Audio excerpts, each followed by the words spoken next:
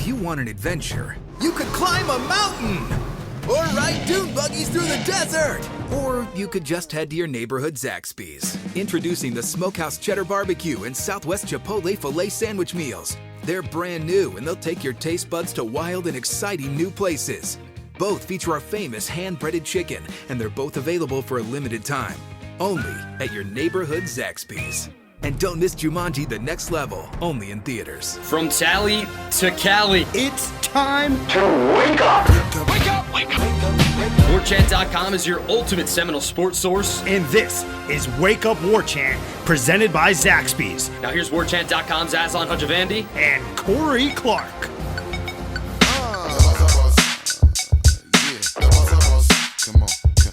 Wake up! What up, everybody? This is Wake Up Warchant presented by Zaxby's. I'm Aslan Hajavandi. He is Corey Clark. We work for Warchant.com. Use that great promo code SAVE50FSU. That gets you 50% off an annual membership if you're a first-time subscriber. And this is a really good time to join the tribe of the ultimate Seminoles sports source. It's good times in the kingdom, Corey. Good times in the kingdom. How are you doing, buddy? I'm good, buddy. How are you doing? You doing all right? You hanging in there? Yeah, man, yeah. Unrelated note to sports, some people might wonder, and people message me and stuff, like, dude, why don't you never let the song ride out at the beginning of the show? Mm-hmm. And it's because the show also goes on YouTube for all you crazy people, and if it's more than like 7 seconds, it'll get flagged for copyright, and then we get pinged. So I have to like abruptly end it at like around 7 seconds, even though I kind of want to let the song ride out, let the people marinate on it a little bit. Right. But you know, there's rules out there. We gotta do those things. Shout out to a listener not on YouTube, a subscriber. Maybe he does listen to it on YouTube. I don't know. His name's Chris. He's an FSU fan, so his handle is FSU fan Chris. That's a good name. Says Perfect Aslan. name. Aslan Corey on why it's called the Tony the Tiger Sun Bowl instead of the Frosted Flakes Bowl.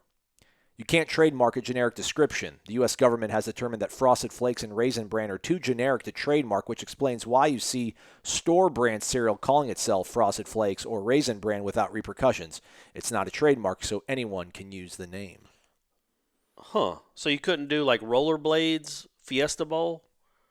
Maybe. I don't know. But Frosted Flakes is a company. It's Kellogg's is a company. Kellogg's Oh, yeah, that's right. Okay, it's Kellogg's Frosted Flakes. Yeah. I'd still rather it be the Kellogg's Frosted Flakes Bowl. Or just the Kellogg's Bowl. Yeah. You have a whole bunch of different delicious the cereal cereals. bowl, I mean, there's just a bunch of, just call it the cereal bowl. Ooh, That let's seems perfect. go. Seems perfect to me. I'm just throwing it out there, guys. Just throwing it out there. Maybe Zaxby's. Is Zaxby's still doing a bowl? I don't know if they're doing a bowl game this year. You should look that up. I don't think so. I don't remember seeing anybody heading to the Zaxby's Bowl, but maybe. I think they did the Texas Bowl last year. Now the Texas Bowl's got some really crazy 5-word sponsor, which Jimbo is playing in that bowl, and somebody was taking a victory lap on Warchant about, oh, look at Jimbo playing in this lame bowl. He's What bowl is it? 7-5. I don't know. Whatever the Texas Bowl is. Oh, well. It used to be like the Valero. Going to I the think. Texas Bowl? Come on, that's pretty. Let those kids travel. They have to play it for Jimbo 12 months out of a year. At least go give them a vacation somewhere. You send them to the Texas Bowl when they live in Texas. Yeah, it's the Texas Bowl. A&M versus Oklahoma State. Ooh, the Academy okay. Sports and Outdoors Bowl. Where is that played? I think it's going Don't to... say Texas. Yeah, man, Texas. It's the Texas Bowl. Houston, Energy Stadium. Yeah, it's a bummer for them. Some more Texas notes for you folks here on Wake Up Baggies.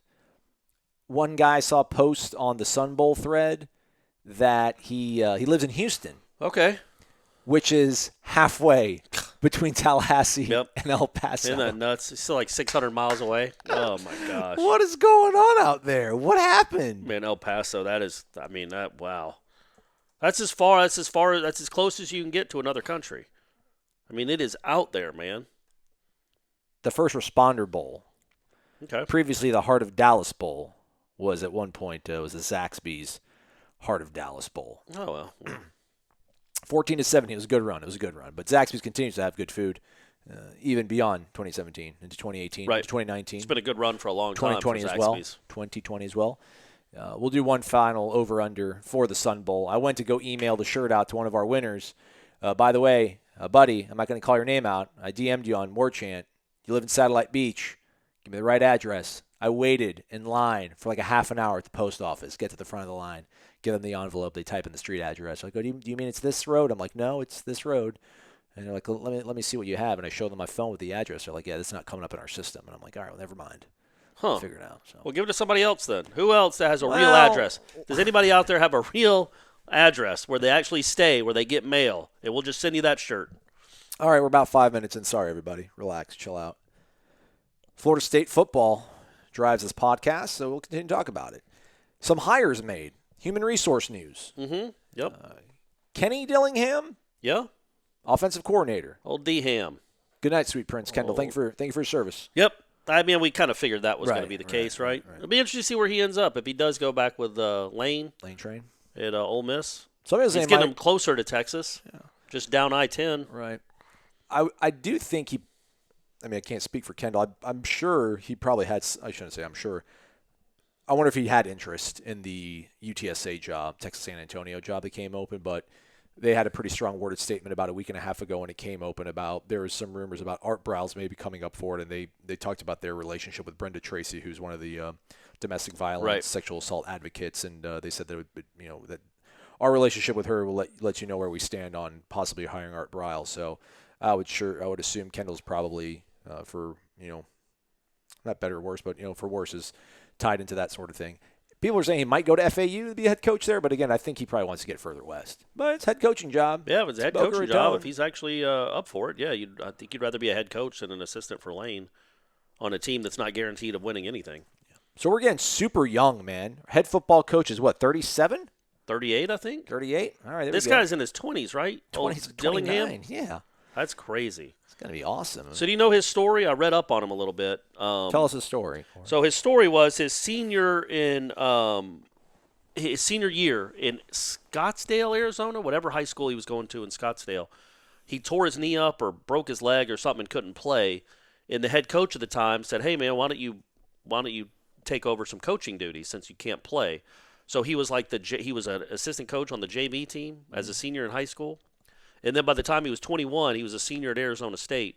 He was the varsity offensive coordinator at 21 while he was still in college. He was the varsity OC of that high school. Okay. And I think what it was he asked Norvell, because Norvell was the OC at Arizona State at the time. Right. And I think he went and met with him and maybe hung out with him for a day just to watch and learn.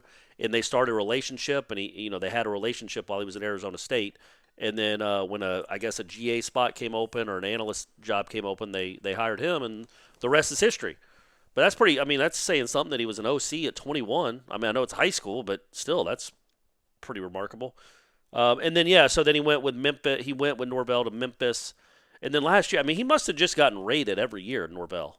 No. So last year he lost his OC to Auburn and his special teams coordinator to Penn State. Mm-hmm. That's a good sign, right? That the big boys are coming and poaching your guys. So Dillingham was there for 3 years when they set all kinds of records and scored 80-something touchdowns in 2017 or 2018, and then Auburn poached him. And he's only there for a year, so I don't know what kind of impact he really made at Auburn. And Malzahn called the plays, like Malzahn went back to calling the plays, just like Norvell did at Memphis. So that is a good thing, I think, that you're not hiring somebody like Walt Bell, who's used to running the show and being the OC and calling plays. This guy's never called plays. So obviously Norvell's still going to be the OC and still call plays, but they do work well together, and there won't be a power struggle. Like, man, you brought me in here to call, but this is my offense. Let me run. Like, this guy knows that everywhere he's been, even at Auburn as an OC, he wasn't calling the plays during the week. He was Gus Malzahn was doing it. It's more like a consultant, I guess.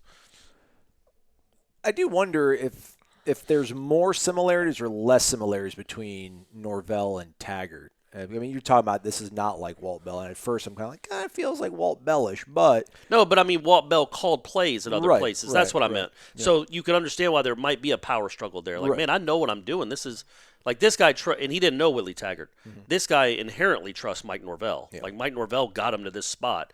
So whatever Mike Norvell tells him, he's going to do. But I think he knows what he's getting into. Walt Bell, I don't think, had any idea what he was getting into. Yeah, it's nuanced to your point that you kind of illuminated right there. I think this brings up a nice sort of debate topic almost. We're not going to debate it, but we'll just talk about it. Willie mentioned coaching chemistry going into this season as kind of like a plus. He felt like there's more coaching chemistry, right? I mean, there can't be any more coaching chemistry than a guy who worked side by side, hand in hand with you for 3 years and knows kind of what you want to do, how you want to get things organized and run. Yeah. There's going to be no surprise day one when Kenny Dillingham shows Right. up and they start, plotting out stuff You think for spring football. You think you call him K-Dill? D-Ham? K-Dizzle. K-Dizzle? D-Ham? What would you call him? I think I'd call him K-Dill. Dilly. Dilly Dilly. Yeah, that's good. Oh, Dilly Dilly. They call him KD. They call him KD. God, I'm please gonna don't call him hate it. They're gonna KD. call him- You're Coach either KD. calling him Dilly Dilly or K-Dill. No, Coach KD Austin. We love Coach KD. I guarantee they're going to say KD. Oh, man. That's I'd go going to with be K-Dizzle's a lot better, and Dilly Dilly's the best. People also asking how to not attribute, but how to discuss Mike Norvell on the websites, because people keep just posting MN is over in Valdosta looking at a prospect. What's the deal with that, man? And then Bob Stoops like became Minnesota. BGB for Big Game Bob. Jimbo Fisher was like head HC. CJF. Everyone does that. It's the most Why? SEC thing. I don't know. Just Fisher or Jimbo. It was CMR. It was Coach Mark Yeah. Richt. I just don't know why. When did it start and why? Somebody I'm in the never SEC. calling him CMN or whatever, No. Coach Mike Norvell. Yeah, let's call Mike. Yeah. Norvell. Norv Coach. Dog. Norv Dog's not bad. Yeah. Anything but CMN. Norvell concept. You're going to use that for one of the. That's a Norvell concept. Yeah. I'm going to sing Norvell like Norvell, because it's that season. It's the Christmas season. So everybody should sing that on Christmas Eve. So we talked about the importance of getting a good staff together. He has a head start on it, something that Willie did not have. Also, people are upset that we keep talking about Willie, which is kind of funny, I think. How is that? How can you not be like? Yeah. Anyway. Anyways, so he is not big name coordinator or whatever, but there's the familiarity. I think it's probably a better marriage than if he would have tried to, for instance, keep Kendall. Absolutely. Yeah. I mean, I can't even. I don't think Kendall would stay either way because what is he gonna? I mean, I guess he'd stay because he's getting $1 million. Even if he called plays, even if it was a Kendall, I'm going to trust you. You call plays. I mean, Norvell still has his offensive thoughts on things. I mean, it wouldn't work out well. I can't think of.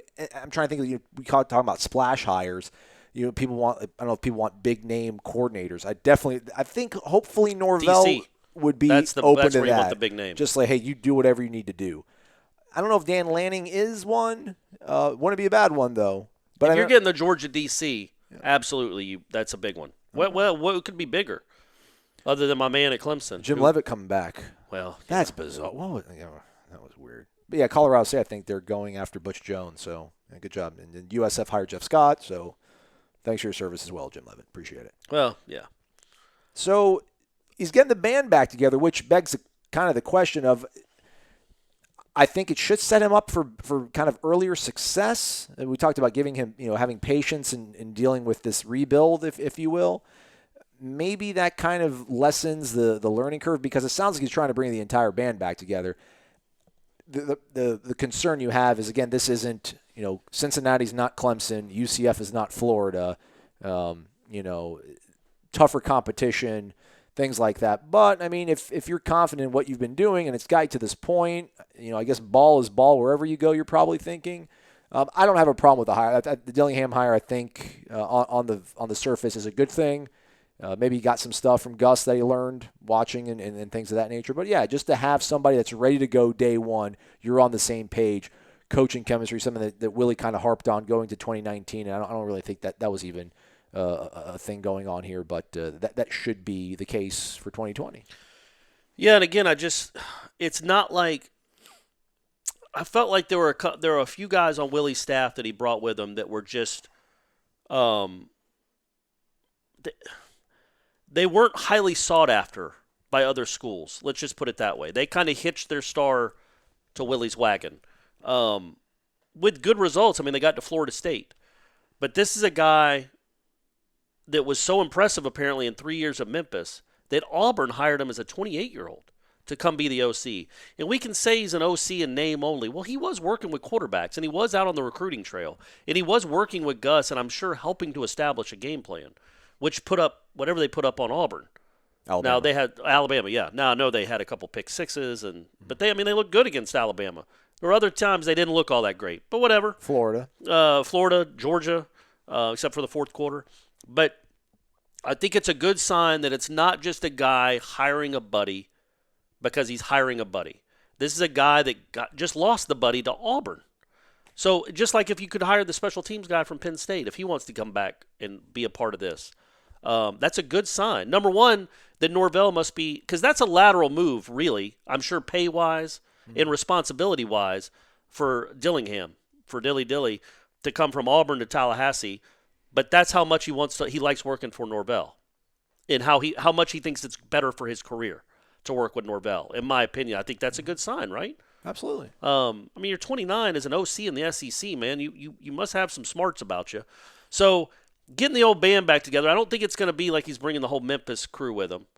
Well, but he's trying to bring the Silverfield guy who's being the interim coach to be his O-line coach. So, right. So there's some, familiarity. And I don't necessarily have a problem. I do think there's a lot more. I think there's a lot more loyalty that Willie was kind of showing with guys. You helped me get here. I'm bringing you with me. This isn't that. I don't. This think. Doesn't feel as no. But I think the O-line coach is a big deal, obviously. But this guy's worked well with him. So if it's him, I think they'll get a good O-line coach. Obviously, I don't think it's going to be Clements because I think Clements is paired at the hip with Briles. Yeah. So Briles, he's going to go wherever Briles goes, which is fine. They were better, barely, but the O-line was better this year, and the offense was better this year. So you got them to the bowl game, guys. Good job. You earned your 1.6 combined. Now go. Good luck in your careers. Howdy. But yeah, go enjoy the Grove and working for that guy. But I think if you're looking at what Memphis did with these three guys, I mean, you can't argue with the results. And we can say it was the AAC, but even Willie in his one great year in South Florida, it was 1 year. These guys did it for 3 years where they set all kinds of records. And they were in the top 10 in scoring this year and last year and the year before. So, again, I know they're not going up against great competition, but it's all relative to the talent they had on their side. And they apparently out-coached and out-schemed almost every defensive coordinator in that conference to the point of averaging 40-something points per game. So, yeah, sure, I'm cool with that. As you know, and everybody listening to this show knows, man, I'm much more worried about the other side of the ball. Get somebody. If you can save money on your O-line coach, and you're obviously saving some money on the OC because you're not paying him $1 million to come here at 29, and he's not calling plays, man, go and spend the money you have to spend to go get a competent DC that can get this thing to respectability. Doesn't have to be dominant. Get it to respectability. That's by far his biggest hire. Wouldn't you say that Taggart's worst mistake, and he had a lot of them in the coaching staff, when you look back at it in hindsight, had to have been Barnett? Alonzo Hampton was pretty bad. But he was. I know special teams got important. A lot of other issues. Yeah, it did. That was more of an illuminating what was wrong in the totality of the program and how Willie viewed a coaching staff. But as far as one mistake, one that impacted so many games, Barnett. It has to be Barnett. That defense is so bad. It's just awful. It's awful. And the roster isn't bad. It isn't commensurate with the way it looked on the field because they had no chance against any offense with a pulse. They got obliterated. So you have to fix that. Go find that's your biggest hire. That's more important than any 5-star or 4-star or getting Jeff Sims to stay committed. The most important thing by far is getting that DC. Speaking of Jeff Sims, we'll have a recruiting update on the show tomorrow. Jeff Sims is going to be receiving a in-home visit.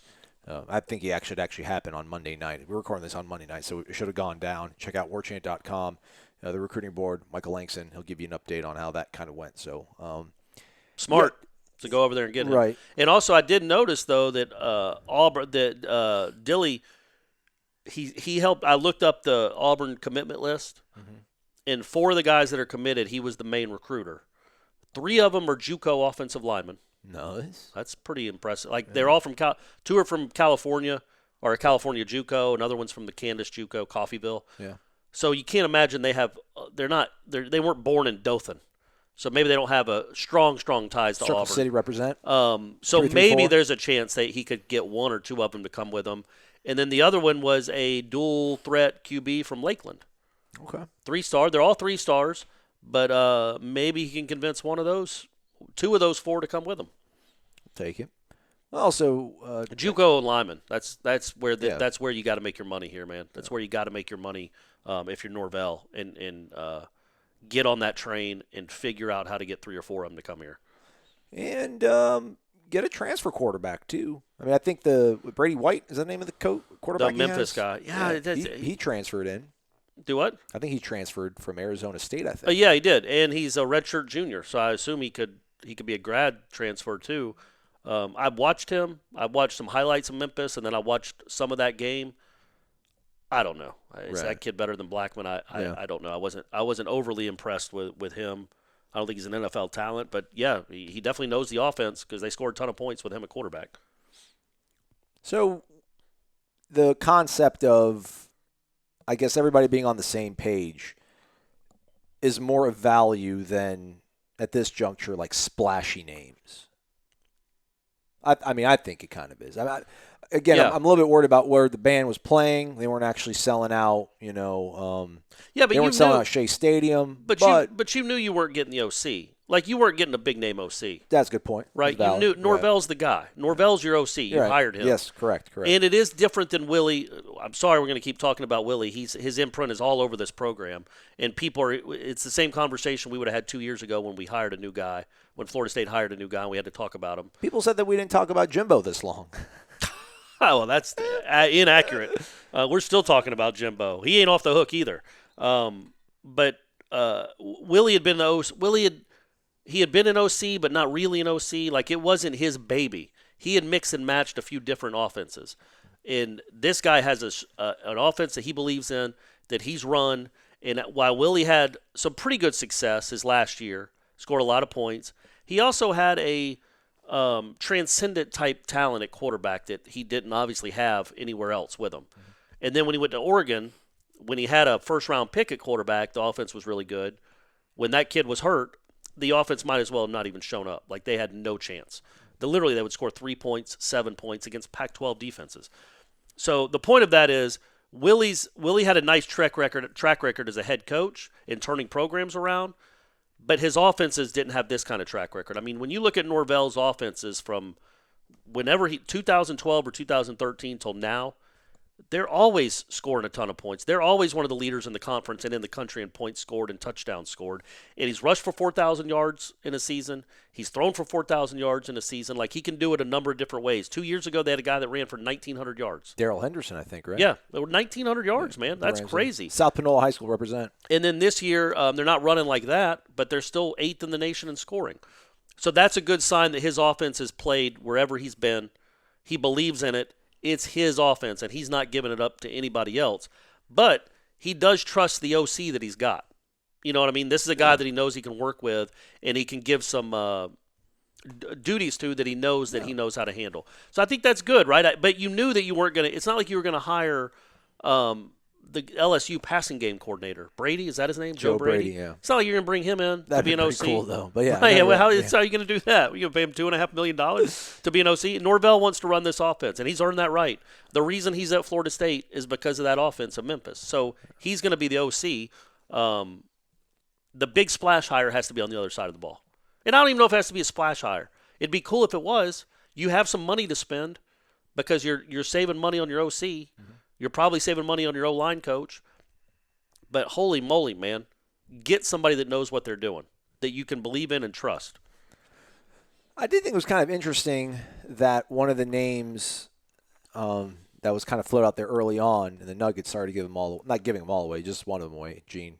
Check out, he's got a running thread on the Tribal Council, everybody, with who he's hearing could be potentially coming here, a Big 12 assistant possibly coming on and helping out on the offensive side of things. But T. Martin, I think, was one of the first names that kind of was out there for maybe coming in here and being the receivers coach. He was. Where's he now, or where was he? I don't know. He was at Southern Cal as the OC, and they ran him off. Yeah, that's right. I don't know. I'll look it up. You keep talking. I'll look it up, Corey. I'll do it one time, buddy.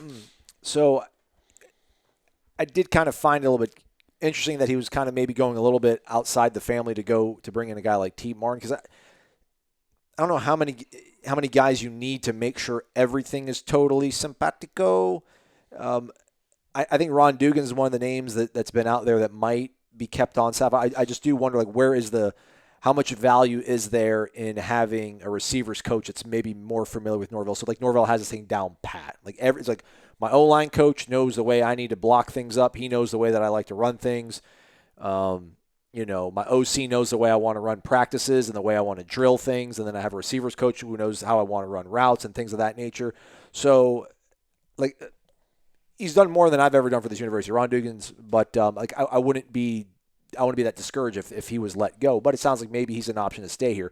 I wonder where the sort of value is in keeping someone who's familiar with maybe Florida State culture and some of the recruiting grounds here in the state of Florida, or you bring in somebody else to make sure you have kind of everything down pat on the offensive side of the ball. Like, is 2 out of 3 good enough, or should you go 3 for 3 when it comes to, O-line coach, OC, receivers coach? Everybody knows kind of what they need to do. I mean, I think you need somebody that can recruit. I think Telly, I'd keep Telly over Dugans. That's me personally. Yeah, well, he has the South Florida connections. You would think Dugans would too, though, since he coached down there for so long. But all you hear is you can put Telly at running backs. Yeah, you can do whatever. I think you should keep Telly and put him at running backs coach. Yeah, you could. So he was the wide receivers coach at USC from 2012 to 2018. Okay. So he developed some guys, and then the last 3 years at USC, he was the OC. And then this year he was was Tennessee. he OC and receivers coach for the last 3 years, yeah. Okay. And then he was the wide receivers coach at Tennessee this year. Okay. I know they had a really good one. I don't know if they had a couple, but they had a really good one, wide receiver at Tennessee. But yeah, man, that position, I've said it before. I think Florida State's receivers were better coached this year than they were the year before. But it's a recruiting position. You've got to get guys. Jeff Bowden was the receivers coach for a lot of the dynasty years. Do we think he was planting feet in the ground and saying, no, this is how you got to shake hips right here, Peter? No, man. You just go get the talent. And you believe in your coach's vision. You tell him the plays. You teach him the plays. You can instill toughness. That's what Dugans, I think, has done with those receivers. Tamari Terry would block guys into the bricks. And that's how Dugans played, too. It's also how Dawsey played. But, I think the bigger deal with that position, you'd like somebody that he doesn't have a history with T. Martin.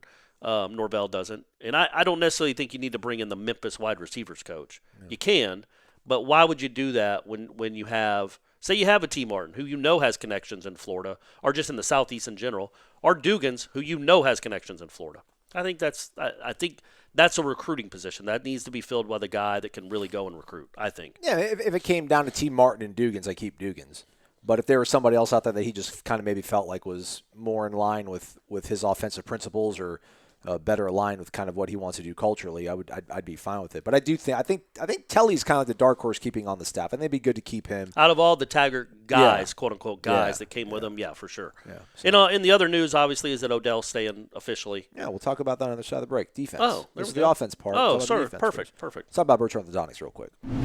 At Birch Orthodontics, they know what a difference a beautiful and healthy smile can make in your life. They take the time to get to know you and perform a thorough exam so that they can make an individualized treatment plan just for you or your child. They use the latest technology in a warm and comfortable environment. So whether you are interested in traditional metal or clear braces or clear aligners, they can give you the smile you deserve. They know investing in your smile means investing in your future. And at Birch Orthodontics, they are honored to be a part of your smile journey. Serving Tallahassee for 16 years and supporting the Noles since forever.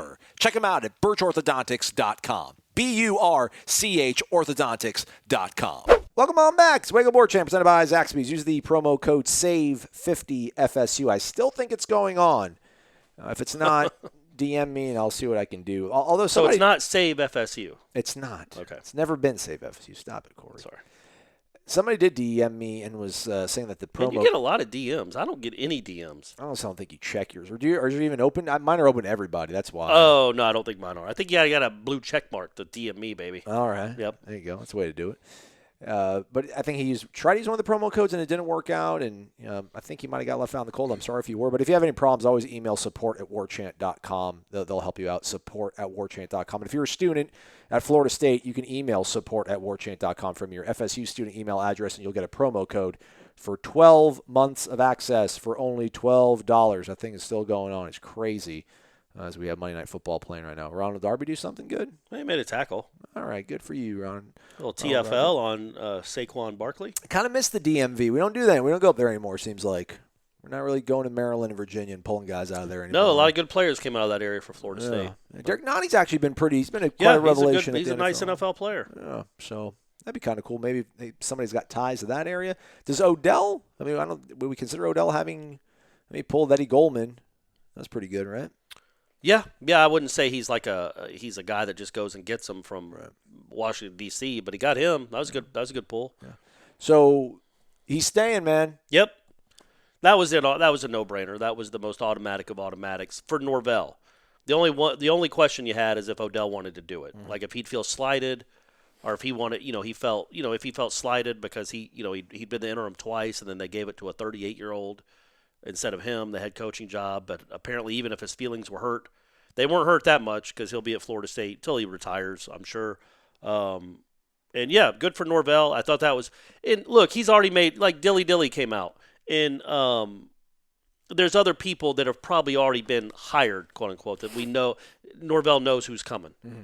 But it was smart for Florida State and for him to make sure the first official announcement was Odell. Yeah. A really smart play on his part. Absolutely. The press release says that he is going to serve as associate head coach and defensive line coach. Okay. But I guess probably shouldn't read too much into that until the defensive coordinator is named and then maybe figures out how he's going to want to. Yeah, he might want an ends coach, or he might just have Odell coach the whole D-line, or we'll see.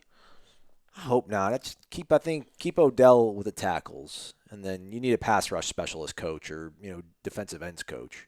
Well, you need a DB's coach. You need a lot of things. What's Lanning's background? Is he a linebackers guy? I don't know. They're usually all DBs. I'll look it up. He's not secondary. I know that because that's Curb Dog's. Sort of. That's what he's made his bones about doing because he's a Sabanite. That's what they all do, Sabanites. And these guys have Wikipedia pages, which really hurts my ability to quickly navigate and do research. But yeah, looks like he's outside linebackers. Okay. All right, well, that would be good. Yeah. Somebody that can coach linebackers, that'd be nice. I do worry about, are there even defensive ends on this roster? That's crazy too. Like he was at Memphis. Yeah. I'm telling you, that's a really good sign, right? That he was losing coaches to Georgia, Auburn, and Texas A&M. Texas A&M, Penn State. They were all poaching his guys, and yet the program still kept feeding itself and getting better. Even when you're losing all this coaching talent. Jimbo's OC was from Memphis. See what I'm saying? Yeah. See what I'm saying? So, I think if Mike Norvell say things went sideways from in Memphis, he's a guy that I could see, like Saban would hire him to be his OC, I think. Yeah. He's that good of an offensive coordinator, play caller. Now, again, can he build a program, Power 5, to compete for national championships? Remains to be seen. But there's good, obviously, pedigree and good encouraging signs. And just, I think it's really important, in my opinion, after what happened with the last hire in that debacle, man, get some guys that have a track record at big football programs, that have been around big football programs in how you have to recruit, the things you have to do or say on the recruiting trail to make sure you get players. If you're telling me you get a guy from Auburn, I know he's only there a year, but still, he recruited for a year at Auburn. Dan Lanning, for example. At Georgia. Maybe a guy from Penn State, or maybe a guy from – the problem when you look back, and it wasn't a good hire, obviously, but other than Harlan Barnett, who of those guys really had a track record at big schools? And that was Michigan State. They're never in the top 10 in recruiting. But, in just that football, the football mad South that nobody on that staff, Walt Bell came from Arkansas State. Willie came from South Florida. All those other guys came from South Florida or 1 year in Eugene, Oregon. It is a different animal in the southeastern portion of the United States. It is just different. Load up your roster with guys that have done it at a high level, at your coaching roster in the southeastern portion of the United States. You got to know how to recruit against these guys. Dan Lanning knows how to do it. Well, Lanning's been there for 3. Or 2 or 3. Really? Yeah. I think this was his 3rd year at Georgia. And look at those classes they signed. Okay. He was a part of some of that. Now, we got a lot of it's, the G sells itself, baby. That's right. You know what I mean? That's right. It's the Harvard of the South. Commit to the G. It's the Harvard of the South. Great campus, great school, great city. You're not really having to recruit there. But, yeah, man, so he's been in those recruiting battles. And he's been in those – he's had to coach against and try to scheme against really, really good coaches on the other sideline. I just don't think Willie's guys had ever really had to do that. Walt Bell had to scheme against who? Well, Ohio State, Penn State. He was in Maryland for a year. Well, yeah, that's true. And he put all those points on Texas that one year. He did. No, never mind. No love for Walt Bell. None at all. None at all. But that, he was kind of a de facto guy, right? Because he wasn't even the OC. He wasn't calling any plays. I mean, he was the OC in name, and he probably helped coordinate the offense. But man, that was Willie's offense, for better or worse, and it was usually worse. All right, so defensively, Odell kept on. And we don't know if it'll be Lanning. But if you got Lanning, if you got a guy from Georgia, if you got a guy from Auburn to come, the Auburn OC to come take a job, and then the Georgia DC to come to Florida State, well, what happened to the whole? Tell me that wouldn't be a great sign for fans and kind of a statement to the rest of the country. I know these guys have history with Norvell, but even getting the guy from Auburn to come, when does that ever happen? Like, it always seems like Florida State's always worried about losing people to Auburn. Yeah. But to get a guy to take a lateral move to come to Florida State, then to get a guy from Georgia who, theoretically, that's a bit of a step down in the current climate of college football and where Florida State stands, man, that's a statement. Like, man, these guys believe in this coach. They're leaving Kirby Smart. They're leaving Gus Malzahn for whatever you think he might be. He beats Alabama. That's what he does. To come coach for him in Tallahassee for a team that's 18-19 in the last 3 years. That's a good sign, right? Yeah. And it's, I'm sure they've learned some stuff through osmosis. Just being around Kirby would help. And also, I wonder how he's going to split up the 10 assistants. Because, I mean, since he calls plays and has an OC, do they go OC/QB coach, right? Isn't he a QB coach? I would think so. That guy's also coached tight ends, by the way. He coached tight ends at Memphis for a while too. Dilly did. So he's got a background in a few different positions. I wonder if he does go 5-5 on each side. But you think about it, if you're going to be the play caller, then you have Dilly. You bring in Silverfield to be your O-line coach. Maybe keep Telly to be running backs coach, and then maybe Dugan's is receivers and tight ends. Maybe Silverfield is tight ends and offensive line. Maybe Dillingham does tight ends and as OC and tight ends coach, and then you can put 6 guys on the defensive side of the ball. Put really 8 guys over there. Yeah. Just have Norvell 9. You got your OC and he handles the whole offense. 9 guys. You almost have you have a coach for every 5 players on defense. Fix the defense. I should say that. You need no line coach. But yeah, I would, if I was doing it, if I was divvying up, I think it'll probably be 5-5. But man, yeah, you've just got to fix the defense. More than anything else, you've got to fix the defense. And I know he knows that. It's not like I'm saying anything new. Because I can guarantee you he has supreme confidence in himself and the guys he's worked with before to get the offense, fix the offense. Well, Kendall had done a nice enough job, but to make the offense a potent one. Might take a couple years because they're not going to have a lot of talent on the roster by Florida State standards next season. But I think he feels very comfortable in himself on the offensive side of the ball. He's got to make sure the defense is a Florida State-style defense. So that's where all his focus needs to be right now. You go 4-5-1. You got Dillingham, bring Silverfield, and then you have Dugans and Lockett on the offensive side of the ball. It's 4 assistants. Okay. Dugans receivers, Lockett running backs, coordinators, Silverfield offensive line coach, Dillingham quarterbacks, offensive tight ends. What about running backs? Lockett running backs. I thought you said he was tight ends. No, he's running backs recruiting coordinator. Dillingham does quarterbacks and tight ends. Well, yeah, that would be weird. I don't think I've ever seen a staff put together like that, but that's fine. All right, well, I think you go 4-5-1, 4 on the offensive side, 5 on defense, and you have a special teams coordinator. Yeah, that's probably In fact, they definitely will. I would think he's going to have a dedicated. I wouldn't be against having one guy do offensive special teams and one guy doing defensive special teams, like returns and then kickoffs. And who's to say he wants even 10 coaches? Yeah, maybe just wants 9 or 8, or make it more fair to the rest of the country. Maybe he just wants 9 or 7. Something else I want to pick your brain about before we leave, and we kind of mentioned on the show yesterday, some of the figures have been coming out on these coaches that have been hired across the country. I think, and I'm just going to go on year number 1, Lane Kiffin's going to make 3.9. Have we seen it yet, the number for Norvell? No, not an official one, but we had read or heard Seen something about 3.8 or 3.75. I mean, we'll see. We'll see what Right. the contract ends up being. And then I think Arkansas's coach is 3. Sam Yeah. Pittman, offensive line coach from Georgia, now the head coach for the Hogs. And the Mizzou guy, crazily, Eli Drinkowitz, Appalachian State. is 4. Really? Yeah. So he might be the highest paid of all the new hires.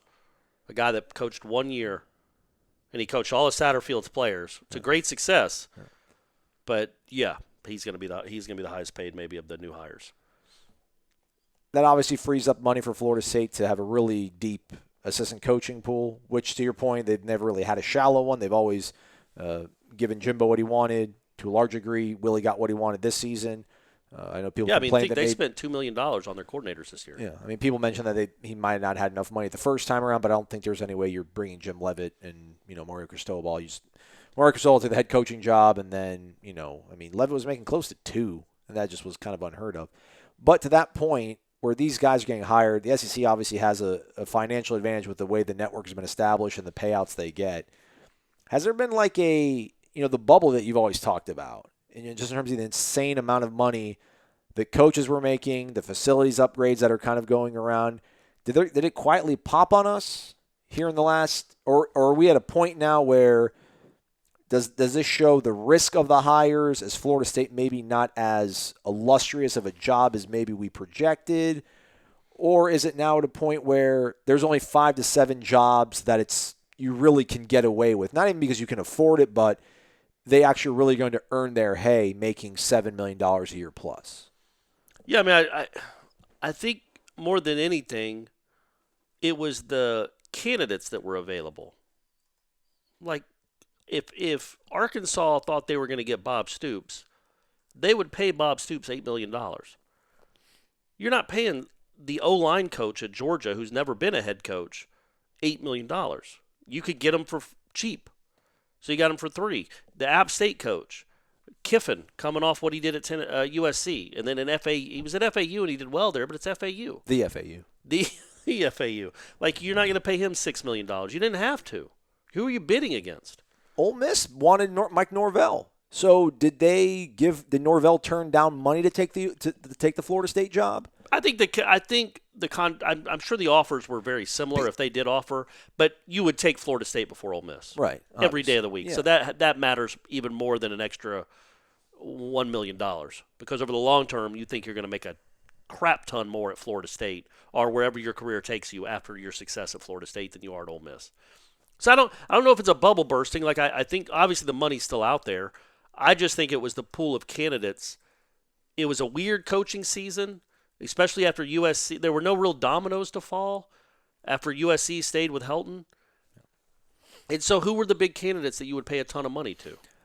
But what is it telling to these guys when they dumped a guy after 21 games because it was such a unsuccessful run and it did not feel like there's any hope on the horizon? Right. That they gave him $5 million and they're going to pay you over $1 million less. I mean, you're taking a 25%.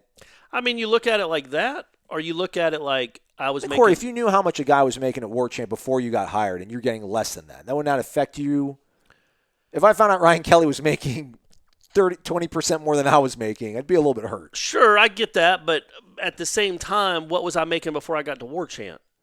If I was making half of what Gene is willing to pay me at Warchant. I know your value, though, Corey. I know your worth. I mean, I feel like I'm not going to say no. Like, what was he making at Memphis? 1.8? I don't even know. So he's at least doubled his salary. And it's Florida State, man. What is he going to say no? Is he going to say no, I'm not going to do it for 5.5? It's like, all right, man, good luck. Maybe Tennessee comes calling for you next year, but this would be your only chance at Florida State. I think the reason Taggart got what he got was because he was at Oregon. If Florida State had hired him at South Florida after his South Florida year, they weren't going to pay him $5 million, right? They would have paid him $1 million more than what he was making at South Florida. That's all you would have needed to pay him. But at Oregon, you didn't want to get into a bidding war. Well, you did. Well, and you lost. Well, you did. Yeah, you won, but you lost. But you wanted. He was your guy. You wanted to make sure you got him. You didn't want to be on the cheap. You thought he was a hot up and coming coach that was going to get the program right back to where it should be. So yeah, you pay him. You give him $5, but he's also at Oregon. They have more money than you do. But Memphis doesn't. Memphis isn't going to pay $4 million for a head football coach. So I think it was just. But Ole Miss is maybe going to go after him. Arkansas is open. You're not afraid you're going to maybe lose him. We also don't know exactly what he's making yet either. So well, I guess that's true. He was making in 2017. He signed a 5-year deal paying $13 million, so averaged out to 2.6 annually. Okay, so yeah, making $1 million more per year. That's not a lot of money. I mean, when you are you crazy? Listen to you. When the taxes come out, how much is Gene paying you? 2.6 isn't a lot of money. I heard Jeff say it on his show, and I think it's kind of a good idea. I think you get to a certain point when you start accumulating wealth that you're in the same neighborhood as people. You live in the same. I mean, literally, you live in the same neighborhood. You're having the same house. Yeah, Willie Taggart could buy the house right next to Nick Saban now if he wanted. Yeah. So you get to a certain point where it's like, what's the difference between 2.6 and 3.5? Yeah, and so you think, okay, Florida State's offered me 3.8, Ole Miss has offered me 4.8, but I got to live in Mississippi. Who wants to do that? And there is state income tax in Mississippi. Sure. But also, when you're just thinking long term about your career, it just makes so much more sense. And again, we know there are going to be escalators. We know there's going to be incentives in that salary, in that contract. But it just makes so much more sense. Look, so the last 3 coaches at Florida State were Bobby Bowden, who's in the Hall of Fame, a dude that's making $75 million at Texas A&M at least, and then a guy that just got an $18 million payout. He was terrible at Florida State, and his life is still set forever. Yeah. Like, when you go to Florida State, it's a life-changing event, man. It's just life-changing. You're going to end up in money somehow.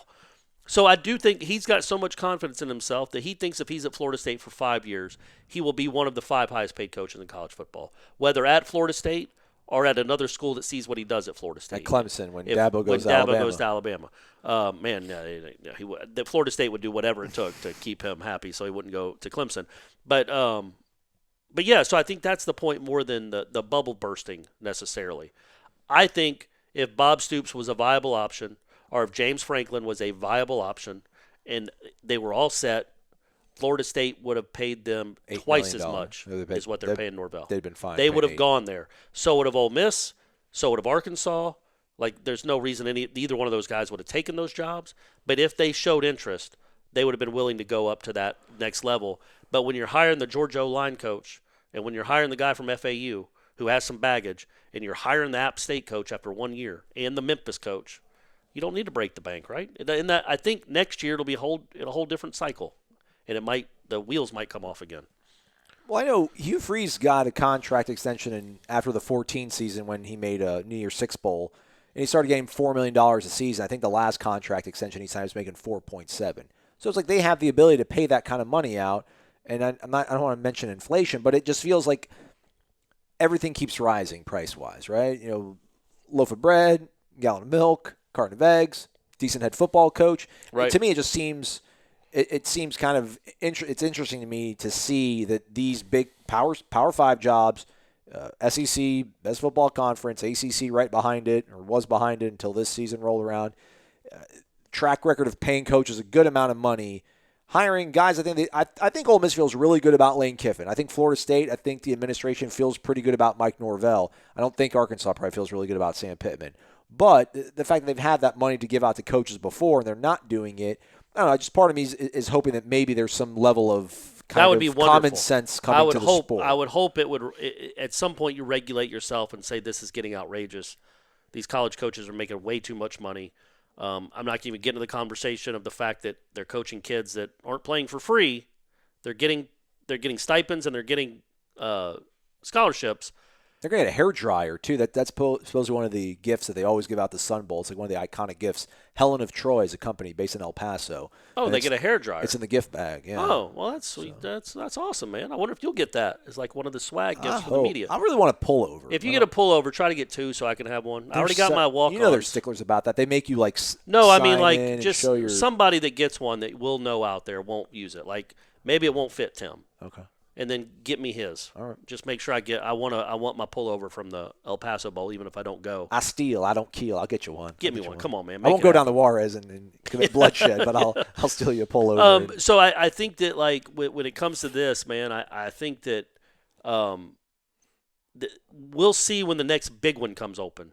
Who the hire is. But I just don't – there aren't a lot of – Ohio State, by the way, 4.5 annually to Ryan Day. Because why would you? You don't have to pay him a ton. Who else was coming after Ryan Day? So it's just weird right now. But I hope that there will be some regulate. I would love to be a salary cap on college coaches. I would love it. Yeah. I know it's not a capitalistic ideal.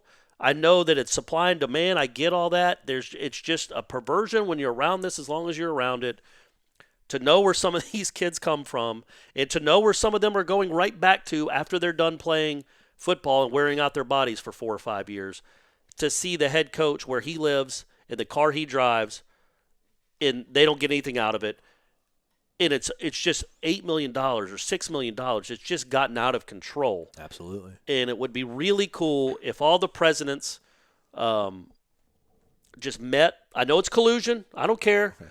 All the university presidents met, all the ones from the Power 5 schools, and said, look, gosh darn it, we're tired of Jimmy Sexton running this sport. Just like Scott Boras has just completely destroyed any chance of baseball, of parity in baseball, where Steven Strasburg is going to make $40 million for the next. He's 31 years old, man. For the next 8 or 9 years, $45 million, whatever it is. It's just nuts. And who knows what Garrett Cole's going to make? Just collude and say if they want to make more than $5 million is the cap. It's the cap. All the money that comes after that we would have spending the extra $2.5-3 million, we're going to put it back into the university or back to the players. But to their fancy football mansions. But $5 million is the cap. Jimmy Sexton will be out of a job because he knows he can't get him any more than $5 million. I would love for that to happen. Obviously, it'll never happen. But it would be cool if presidents, at some point, before I die, quit acquiescing to Jimmy Sexton's wild and crazy demands. It is nuts that Florida State is paying Willie Taggart $18 million to not coach. It is nuts when he came here with a losing record. But that's so much more, though, man. I mean, when your football team's doing good, your enrollment numbers go up, you get more kids here paying tuition. The football program's the front porch of your university, man. But who are you bidding No, against? I'm kidding. You know what I mean? Yeah. But who are you? Like, why would Arkansas pay that guy, or Missouri? Why would you pay the App State coach $4 million? You just got more money than you know what to do with? Than you got sense? Like, that guy would have come for half that, right? Yeah. You're going to coach in the SEC. Just bizarre. It's just, but these presidents just don't have any idea what they're doing. It's not what they go to. You don't become a president of a university to negotiate with the likes of Jimmy Sexton. Yeah. That's not. They don't teach you that at president school. Like, hey, he's going to try to get a $20 million buyout, and it's got to be guaranteed 9 years. Otherwise, he won't be able to talk to those middle schoolers. They want to. The kid in the 7th grade wants to know that he's going to be. It's just nuts that they keep doing this. So hopefully, maybe this is a sign that it's turning around and slowing down. In the 6 years, $55 million contracts are just. And maybe Jimbo is a nice. I don't know. It illuminates the point that you can't just throw money at it. You're giving him. You made him the highest paid coach or the second highest paid coach in the country. You're going to the Texas Bowl. Like, you can spend wisely. You don't just have to throw tons of money at a person just because that's what you think you should do and you have some money laying around. It bothers me that they make more money than NFL coaches. A lot more. See, we could probably go on this for a really long time. It's kind of the last thing I'll say on it. And I agree with you talking about, are the fish big enough out there for you to throw that kind of money at them? Malzahn gets $7 million a year. Like, if Gus Malzahn's making $7, you would think that if you're Sexton, you could leverage that. I guess maybe Gus he's done more. He's won an SEC championship. He's beaten Alabama. Sure, and he's gotten he's OC'd for a national champion. He got 11 seconds or 13 seconds away from winning a national championship. But he didn't. He lost to Kelvin Benjamin. He lost that game. Man, they're going to one. They're just throwing it up to one, triple team them. What are you doing? Come on, man. But yeah, like I maybe school presidents, because I'm sure Sexton plays that. Like, look, I got my client $7 million. Gus Malzahn makes $7 at Auburn. Don't you want to be competitive? Yeah. And maybe John Thrasher or somebody's like, look, just because Auburn made a mistake doesn't mean I need to make a mistake. We're not paying that anymore. We're not. Hopefully that's what happens. Yeah. Hopefully that's what happens. And incentivize the crap out of them. Because if Mike Norvell gets you to a New Year's Six bowl game, he deserves an extra $1 million. Mm-hmm. Give it to him. Absolutely. Well, I say that. He probably doesn't. It's still crazy, goofy, silly money. But make it more incentivized where you know you're getting bang for your buck as opposed to just throwing bucks out there. I would give $1 million for 10 wins. 100%. Oh, everybody would. Absolutely. and a good bowl game. Absolutely. I definitely would, man. All right, we will be back tomorrow because we will be. Come on, we got it, man. We got our new Right. coach. Might be on the road. Oh. Well, if anything, at least I'll drop like a 15-minute segment with Michael Langston talk about recruiting. And you can always talk to me in the car. I mean, I'll probably be back home in time to do it over the computer. I'll just be like 11 or so. Yeah, I mean, I don't have everything going on. What else do you have to do? What's know. the deal, man? We started with some weirdness at the beginning of the show. Where are we it is Tender Tuesday. Where are we in the game? I got to show you a photo. Show it to me now. I want listeners to hear my reaction. I don't know if you do, man. No, it's a holding pattern. How many are on the runway? Or There's- flying above us, I guess. There's one that's has good potential. I have to slow play it though, which is really not like my strong suit kind of a thing. But we'll see how it goes as I'm stalling to try to find you this photo, which nobody else is going to be seeing. They're going to be like, "Dude, how come you can't do that? Post it."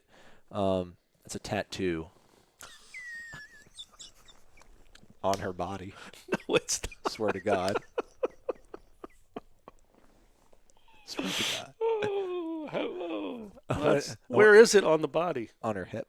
Like, I went and got a coffee with her on Monday. Did she let you take that picture? She sent it to me. Oh, my gosh. She sent me a photo that I'm like, oh, that's that. What's that there? And then she sent me the close-up of it. Like she did it as a joke? I don't think so. I mean, because it's really funny. It really made me laugh. And it makes me want to ask 1,000 more questions.